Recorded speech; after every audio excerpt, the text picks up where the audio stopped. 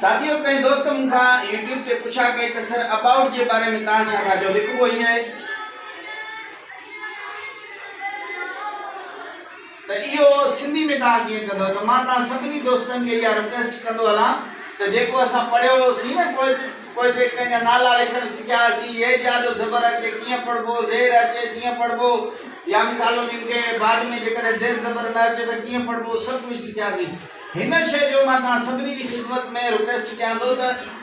असा वारे उनी नालन वाली शे सा कहीं सा भी कम ना है ही डायरेक्ट इंग्लिश है ही जेको इंग्लिश आया हु मु तो आगे पहले ही एक्सप्लेन कयो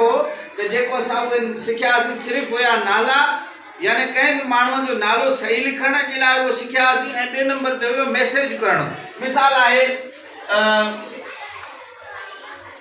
असा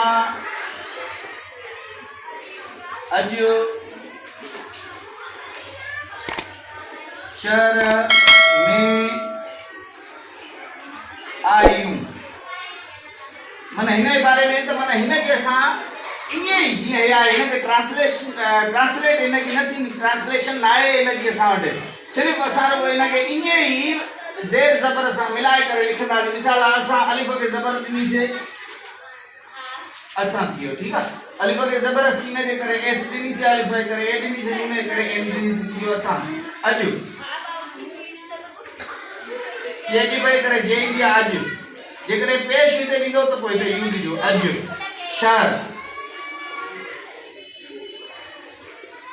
तो हे एक जबर है शहर शीने करे ऐसे जबर करे हे करे एच जबर करे ए रे करे आर शहर इसे दो अक्षर के हमेशा साइलेंट रखो है में एम ई एन याद रखो में मैं बेवा उर्दू वाला एम ए आई एन मैं हे या में आयु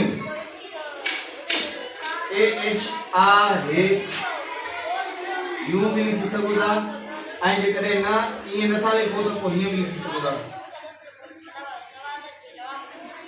ही भी हली त मुके बेहतर ही तो लगे छो हिन में आ अची भी आ हे के ज़ेर दी दो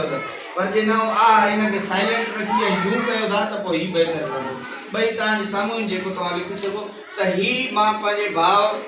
उन के कमेंट जे करिया दोस्त उन के यो बुधाण तो चाहे त ही शे भी है ही इंग्लिश है ही असा जेको भी कुछ सिखया है ना ही कोई ते ही सिर्फ नाला लिखण या के उर्दू में मैसेज करण मैं अभी शहर में हूँ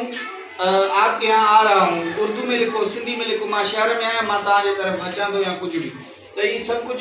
इन जे बारे में हिन सा असा जो हिन शे जो को ताल्लुक ना है पहले हिन शे के समझणो जेको असा के कई बार जो नालो लिखणो पए कई माण्हू जो नालो लिखणो पए या कई भी असा के एसएमएस लिखणो पए या शे आ उम्मीद कयां ता समझ में आयो थैंक यू सर।